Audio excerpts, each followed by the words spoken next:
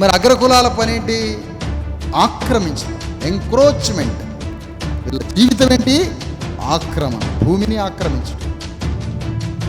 ప్రొక్లైన్లు, బుల్డోజర్లు వందలు పని చేస్తుండే చూసారు ఎప్పుడన్నా? ప్రొక్లైన్లు, బుల్డోజర్లు తెప్పలు తెప్పలు వచ్చి ఇట్లా భూమిని ఆక్రమిస్తుంది. ఎవరిదంతా? అగ్రకులాల. భూదేవి మీద అత్యాచారం చేసినట్టు ఉంటుంది. ఆ ప్రొక్లైన్లు అవన్నీ గుంజుతుంటే వాటిని చూడండి ఒకసారి. భూతల్లిని అత్యాచారం చేసినట్టు ఉంటుంది. వీళ్ళ బతుకది. ఆక్రమిస్తారనమాట భూమిని, రాజ్యాన్ని, సంపదని, డబ్బుని, ప్రేమ, మానవత్వం ఏమీ లేకుండా ఆక్రమిస్తూ ఉంటారు. ఆక్రమణలో మనం నలిగిపోతాం, మన ప్రజలు నలిగిపోతాం.